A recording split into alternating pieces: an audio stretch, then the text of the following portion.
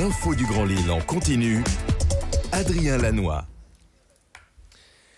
Mardi 9 mai, bonjour à toutes et à tous, bienvenue sur Grand Lille TV, on est en direct, il est 7h30 et on enchaîne une nouvelle édition du journal de la rédaction, toute l'actualité du Grand Lille près de chez vous. En images en 8 minutes. D'abord vos prévisions météo avec enfin ce mardi le retour du soleil. Quelques rares nuages de beau temps cet après-midi. Dans l'ensemble, une vraie belle journée ensoleillée. Avec tout de même un petit bémol, les températures toujours aussi fraîches. 15 degrés seulement prévus pour les maximales. 3 ou 4 degrés en deçà des normales de saison. On en reparle après ce journal avec les prévisions complètes de Météo Service. À la une également, bien sûr, l'image de l'infotrafic ce matin. En temps réel, voyez en direct les ralentissements sur la 25, la RN 41, l'entrée du périphérique sud vers Lille, sur la 1 également jusqu'à l'Équin, la 22 depuis la frontière belge vers Lille, ça se charge également rue du Général de Gaulle à la Madeleine, autour du carrefour Pasteur et de la gare Lille-Europe. Soyez prudents et patients au volant. L'infotrafic revient dans 8 minutes après ce journal. L'actualité d'abord sur Grand Lille TV ce matin, la mise en place du nouveau président de la République et des attentes nombreuses des citoyens dès les premiers jours de son mandat. Emmanuel Macron a plusieurs dossiers brûlants qu'il attend, et notamment pour n'en citer qu'un, la réforme attendue du RSI, le régime spécial des indépendants. En France et dans la région, la lutte contre les charges sociales reviennent régulièrement dans l'actualité. Les commerçants et professions indépendantes s'estimant plombés par les taux de charges trop élevés. Exemple avec ce témoignage d'une coiffeuse à Gravelines.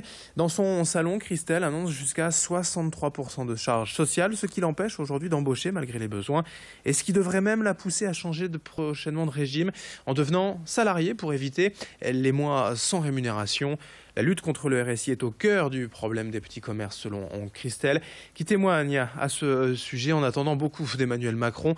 Elle est au micro de Vincent Vieillard. On arrive à dire aujourd'hui, ras-le-bol, moi j'ai encore un indépendant hier qui l'est passé, le 1er mai il était prêt à se suicider. On est où là, on va où? Un indépendant qui se suicide pour son entreprise. Il en a marre, ça fait 10 ans qu'il a installé, il a une boule au ventre, il n'en peut plus. Il n'en peut plus. Il n'en peut plus par les charges. Il n'arrive pas à survivre, il n'arrive pas à vivre. Et d'autant plus que ça crée d'autres problèmes derrière, parce que familiaux et toutes ces choses-là.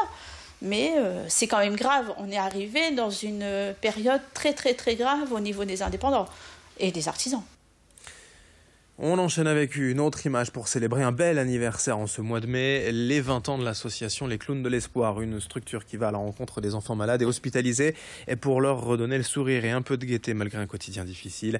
Des spectacles dans leur chambre d'hôpital, des histoires, des rêves. Les clowns rencontrent ainsi près de 16 000 enfants par an.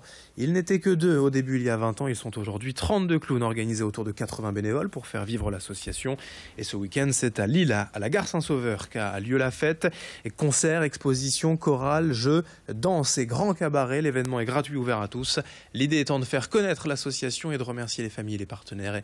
Explication au micro de Clotilde Leguévac. On organise un cabaret qui est mené par les clowns qui interviennent habituellement à l'hôpital, clowns et marchands de sable, et qui se retrouvent autour de numéros burlesques qu'ils n'ont pas forcément l'habitude de présenter à d'autres moments parce qu'ils ont été créés exclusivement pour ce spectacle-là. Donc c'est un spectacle qui va durer 1h30 avec plein de numéros, plein de surprises, tous différents les uns les autres et qui marque aussi, qui représente la créativité de l'association parce que les clowns ont monté leur numéro très très vite exclusivement pour cet événement-là. En bref, un incendie hier à Los au sein de la résidence Marlière accueillant des personnes âgées. Le feu s'est déclaré dans un des appartements du rez-de-chaussée, entraînant l'évacuation de 46 résidents. 3 personnes ont été légèrement intoxiquées et conduites par sécurité au CHR pour examen. À Roubaix, c'est une boulangerie rue de la Noix qui a été détruite par les flammes hier dans la nuit. Aucun blessé à déplorer, mais le commerce a été entièrement détruit. On ne connaît pas encore les causes de l'incendie. Dans le reste de cette édition aussi, quelques images pour vous présenter la tournée régionale de l'Orchestre national de Lille cette semaine. Pour la 5e année consécutive, l'ensemble musical organise les belles sorties jusqu'au 13 mai. Après Lincel et Chéran la semaine dernière, l'ONL sera à Aubert le 11 mai, à Noyelles-les-Seclins le 12 et au Bourdin le 13 mai. 5 dates dans la métropole lilloise pour sortir de Lille et du nouveau siècle, ainsi favoriser pour tous l'accès à la culture. Au programme, quelques grands classiques de la musique, mais aussi de belles surprises, quelques morceaux inattendus. C'est le chef Pierre Dumousseau qui dirige la trentaine de musiciens. Et notez que les tarifs sont aussi accessibles de 0 à 5 € la place selon les communes. Explication complémentaire au micro d'Antoine Voiturier et d'Alexis Tessier. C'est une initiative de la métropole européenne de Lille à laquelle nous participons depuis plus de 5 ans maintenant. Et donc nous allons visiter chaque année 7 à 8 communes de moins de 15 000 habitants de la métropole. Donc ce soir nous sommes en route pour cette tournée, pendant que au Nouveau Siècle nous répétons les pêcheurs de perles de Bizet. Vous voyez ici le décor est planté, l'orchestre vient de répéter. Donc pour nous c'est l'occasion d'avoir visité en 5 ans 31 communes de l'agglomération. Et puis pour finir aussi un peu de sport avec l'organisation du tout premier camp d'été de basket à Lille en juillet prochain. Ce stage est organisé par la toute jeune association Lille Passion Basket, réunissant des passionnés, des anciens joueurs, mais aussi le service des sports de l'Université de Lille et la mairie de Villeneuve-d'Ascq. Le camp est ouvert aux garçons âgés de 12 à 27 ans, peu importe le niveau, du moment que les joueurs sont licenciés dans un club régional. Au programme, des ateliers et des entraînements, des matchs, mais aussi de la préparation physique et tactique pour progresser. Et pour encadrer ces jeunes joueurs, une équipe de professionnels.